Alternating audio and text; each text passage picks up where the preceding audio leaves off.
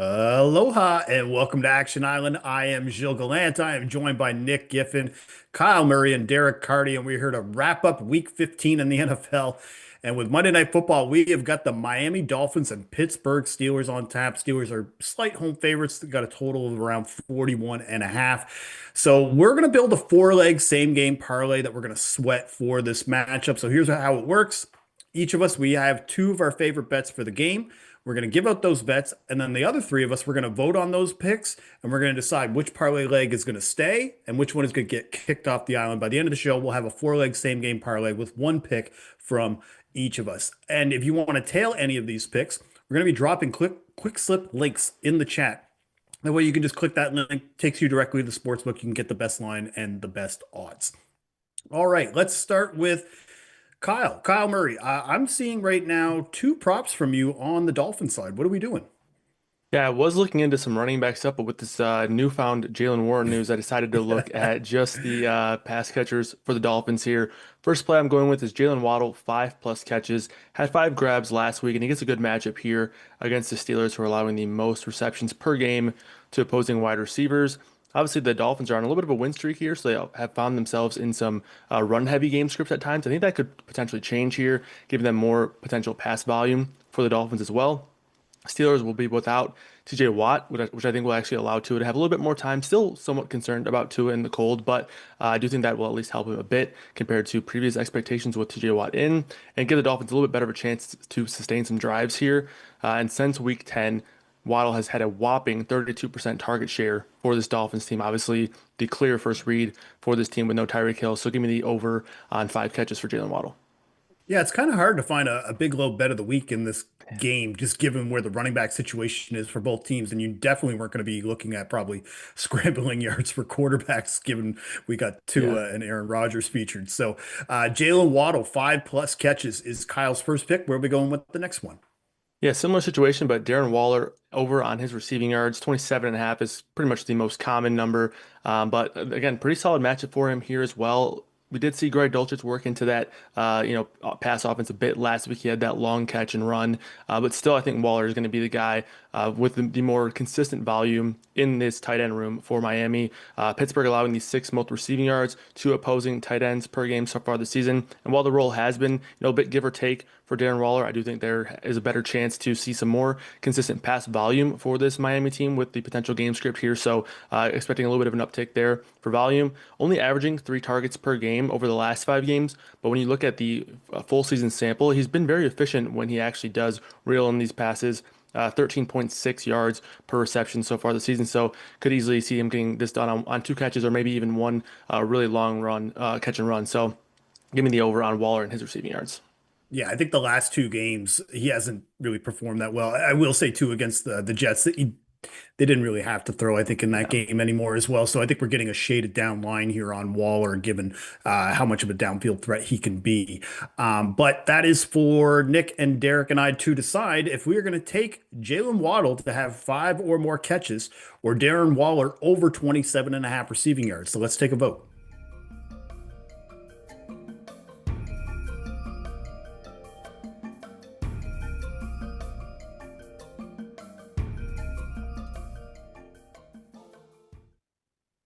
All right, I voted for the pop star. What'd you guys do?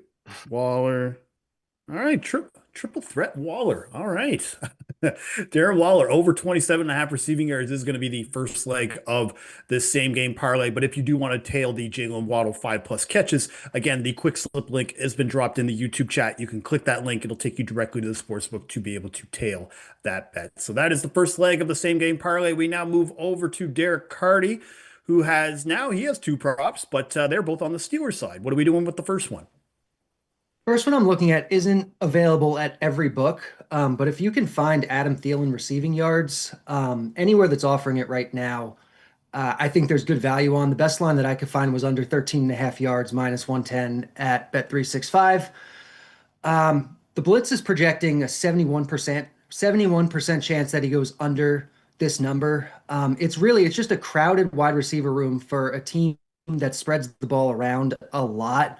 He was operating as the number 4 receiver last week, and that's with 3 tight ends in the mix and 2 pass catching running backs. And there's a lot of mouths to feed here. Plus, he's not a guy who's obviously known as a deep threat by any means. And if you look at how he was used last week, he on his one target, it was a 2 average depth of target. So I think between just the sheer number of options available to Aaron Rodgers, the way Thielen's going to be used, and the way this game is going to go, which it projects to be really slow paced, I think the under here looks really good. Man, it's so sad to watch some of your heroes fall, right? Because I mean, Adam Thielen is somebody that I used to bet touchdown props just all the time with the Vikings, even Yeah. with the Panthers, and now like he can't even barely get on the field with the Steelers. We're fading him now in this spot, or at least looking at it. So Adam Thielen under 13 and a half receiving yards is the first pick from Cardi. Where are we going with the next one? Next one is a bit more of a long shot. I'm going with Connor Hayward anytime touchdown at 20 to 1. Best odds I could find on that were at Bet Rivers or Hard Rock, but available, pretty widely. Uh, the blitz is only giving him a 7% chance of scoring a touchdown, but at plus 2,000, that is really good value. The 7% of the time that he does score a touchdown, we're going to get paid out really, really well. Um, he's the guy who, if you're not familiar with Connor Hayward, he's the guy who they use basically to run their version of the tush push when they get to the red zone. So even though he's not going to touch the ball very often, there is a decent chance that in the red zone, if they're at the 1 yard line, we're going to see him in there and he's going to touch the ball and he's going to score a touchdown. And that would be really, really fun. Um, there's also the Jalen Warren angle where, he was a late add to the injury report with sickness, expects to play, but, if he's not, 100%, could be more reason for them to go with a tush push in that situation as opposed to, a traditional running back carry. Well, the one thing about Hayward, we talked about this, myself and Sean Kerner and Chris Raybon on the Touchdown Show podcast, is that when Hayward is out there, his red zone snap rate, his targets per route is hilarious because it's just when he's Yeah. out there, they're likely throwing it to him. It's just whether or not he gets out there, right? And I think that's something now that he's going to be potentially the tush push option as well, another angle here, another out to be able to potentially cash this Hayward touchdown. But let's take a vote, Nick. Kyle, are we going to vote for Adam Thielen under 13 and a half receiving yards? Are we going to go big game hunting and take Connor Hayward to score a touchdown at 20 to 1? Let's take a vote.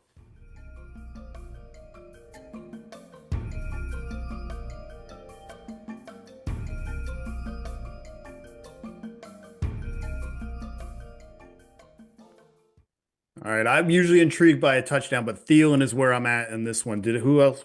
Oh, it wasn't you and okay, Kyle, what were you thinking with Hayward over Thielen in this spot? Yeah, I think I just, woke up feeling dangerous this morning. I saw the 20 to 1 and I think the points that Cardi made about Jalen Warren being potentially a little bit banged up, limited, obviously Aaron Rodgers dealing with a hand injury, giving Hayward that pass to the tush push. And to your point, we've seen Hayward get involved in the red zone frequently over the past couple of years. So I would not be surprised to see that involvement maybe have some narratives or some paths to seeing some upticks here. And again, that 20 to 1 juice was always nice. But I think maybe a little bit of PTSD from an under on a receiver like Adam Thielen. I took the Brandon Cooks under 12 and a half yards, and he had 13 yards on one catch and then didn't have any more targets. I think Thielen play is a great play as well. But again, I think that 20 to 1 is a fun little play tonight. And I already kind of shared my thoughts on Thielen. Nick, what are your thoughts on Thielen before we get to your picks? Well, I mean, mainly it's just that it's our number one projection in number one edge, I should say, in our pro projections, which of course is powered by Sean Kerner. So I'm not going to fade Kerner's number one edge. Well, and also it was a shameless plug because if you want access to Action Pro projections, make sure to sign up for an annual subscription to Action Pro because access includes exclusive player prop picks from Sean Kerner, all the members of the Action Analytics team, Nick Giffen, Billy Ward, and there are anytime touchdown projections as well. You'll get access to our best spread money line and total bets along with real ticket and money percentages. To sign up, visit actionnetwork.com/pro today. Use code Island20 at sign up. One more time, that's Island20 at sign up for $20 off. All right, Nick, let's move to your picks here. We kind of talked about this off air. I was hoping that you could allude to it of whether or not this has any luck factor as well on side or total before you talk about the pick. Yeah, no luck factor, and I'm glad it's not because the luck rankings got obliterated on Sunday. At least the sides. The totals went 2-0 to the under, by the way. Yes. But sides got obliterated. But no luck factor here. So let's go to a player prop. I'm going to take Tua Tagovailoa to throw an interception. -110, I believe, is the best odds out there at Bet365. We are not projecting value on this. I'm going to be right up there. This is not a projection. This is a gut call. Tua is awful in the cold. In 10 games in sub 50 temperatures, he has 12 interceptions. He has one or more interceptions 60% of the time, 6 of those 10. 2 or more interceptions in four of the 10 games, 40% rate of at least 2 interceptions. And he has 3 interceptions in 2 of those 10 games. That's a 20% rate. Plus, here's the kicker. Tua is awful versus coverage 3. We actually targeted this angle multiple times last year versus the Rams when he threw an interception versus cover 3 versus them. But he has 4 touchdowns versus 10 interceptions against the coverage this year. And teams know that. That's why they're running it against him now. Tua has been targeted with cover 3 by opposing defenses, even when he faces man-heavy defenses like the Ravens or the Jets twice this year. So, teams know this, and they've been running cover 3 against Tua. The Steelers, they play a lot of cover 1, which is the man version of cover 3, which is zone. But I think they'll disguise a lot of cover 3 as cover 1 here and play actually more cover 3, especially with Asante Samuel Jr. having to play at cornerback in place of James Pierre. That zone coverage will help him get beat less in man coverage. And then, last year, the Pittsburgh Steelers, same defensive coordinator, Terrell Austin, were 5th most in cover 3. So it's not like they're not familiar with the cover 3, a very heavy cover 3 approach. I think they're going to go very heavy cover 3 approach. Same DC, mostly the same personnel. So I think this is a spot where, again, it's not projecting really well, but I like it. I didn't even mention the Pittsburgh defense this year, number 8 in passes defended, 11th in interceptions this year, 12th in turnover-worthy throw percentage by fantasy points data, and then number 5 by FTN. Each place has their own grading metric for turnover-worthy throws, but I think it's pretty clear they're around a top 10 defense in terms of forcing interceptions. So, I like laddering this one as well. I talked about the percentages in his cold games. 2+ interceptions plus 450, even 3+ interceptions, 15-1. Well, for a gut feeling, that's some pretty good analysis. I'm just going to say that right now. So 2 interception at -110. That's available best odds right now at Bet365. So that is the first pick from Nick. What are we looking at for the second one? For the second pick, I'm going to the second half under 20.5 points. This one has some pretty negative second half pace splits, regardless of which team leads. But it's especially true if the Pittsburgh Steelers lead and they are the favored team here. This game would average 0.8 seconds per play, slower than league average if Pittsburgh leads Miami in the second half, and 1.9 seconds per play slower than league average if Pittsburgh leads by at least a touchdown. So, some pretty strong pace splits. But even if Miami leads, both of those splits are still negative. It's just not as negative. Also, if Pittsburgh does lead, again, they're favored, that would lead to tougher offensive sledding for both offenses because they'd be running into the strengths of each defense. Miami would be more pass heavy, but the Steelers are 11th in pass DVOA and 17th in run DVOA, and Pittsburgh would be more run heavy. Miami is 7th in defensive run DVOA versus 26th in pass DVOA. Really a pass funnel here against Miami, but Pittsburgh will be inclined to run with the lead. And did I mention Tua is awful in the cold? Miami has only scored 16.4 points per game in 5 Tua starts that are under 40 degrees. And, we're going to be a sub 20 potentially here for tonight for this one. So I like this, but it's really a nice live betting spot. If Pittsburgh's leading at halftime, especially by a touchdown, love this live betting spot as well. Wink, wink. Bet what happens live.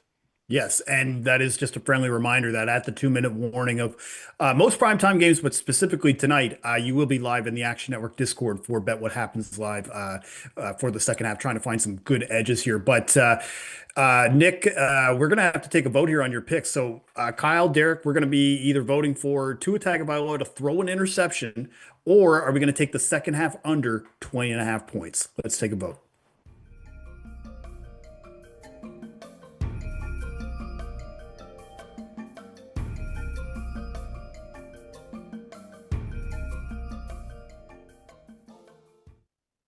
All right, guys. I know he said it was a gut feeling, but it felt too good to be a gut feeling. I'm going with Tua. Tua. Oh, Cardi, second half under. Cardi, is it just because of the pace? Like we talked about this with the slower pace. Is that part of the reason why you were looking at the second half under, or you just not don't love the Tua INT in this spot? It's a little bit of both. I think the slow pace definitely plays better for the second half under. And I mean, Nick admitted it. It's not a projection play. So I have a hard time looking at a projection, Sure. especially mine, that says there's value on the other side, even potentially a little bit. So I couldn't bring myself to do it. But I love Nick's analysis. There is something to it there. Well, and the one thing I will say too is, if we ended up putting a touchdown prop on it, which we will be looking at here in a second, it's not out of the question for him to throw an interception and also, put up a couple touchdowns as well. So just given where he is in his career. So, all right, but two interception is the third leg of the same game parlay that is going to be paired with the under 13.5 receiving yards from Adam Thielen and Darren Waller over 27.5 receiving yards. So, as I alluded to, I do have two touchdown props, one on each side, and one of them is Darren Waller. He's around plus 275 to score a touchdown in this game. He's got 4 touchdowns in 6 games this year. Since coming back from injury, those 2 games, the first one, he saw some targets, but again, it was just a different game script. And then against the Jets, they didn't really need him at all. So I think this will be a better matchup this week for him against the Steelers because Pittsburgh, they're seventh in the NFL in man coverage rate. I know that Nick alluded that they might play a little bit more cover three, but they are probably still going to have some of that man coverage rate out there. And when that happens, he tends to see a higher target rate versus man defenses. Also, the Steelers, when they get to the red zone, they haven't been defending tight ends well. 8 touchdowns allowed to tight ends this year. They're bottom 10 in targets, catches, and yards to the position. So I love Darren Waller to score a touchdown in this game. And on the Steelers side, you kind of play a little bit of tight end roulette when you try to pick one of these tight ends here. But I am going to play that game. I'm going to take Pat Freiermuth. He's around plus 470. And as bad as the Steelers might have been at defending tight ends, the Dolphins could be slightly worse. Like 7 touchdowns to tight ends this year, bottom 5 in targets, catches, and yards to the position. Muth has 4 touchdowns this year, and he tends to do better versus zone defense and cover two. The Dolphins play cover two at the highest rate in the NFL. So I just think Muth is going to see a higher target rate than, say, Darnell Washington or Jonnu Smith in this spot. So around plus 470. I just like the odds here in a favorable matchup, but it might be a little too steamed compared to Waller. So we'll see how you guys vote. So those are the two picks that I have to round out this same game parlay. Are we going to take Darren Waller to score a touchdown, or are we going to take Pat Freiermuth to score a touchdown? So let's take a vote.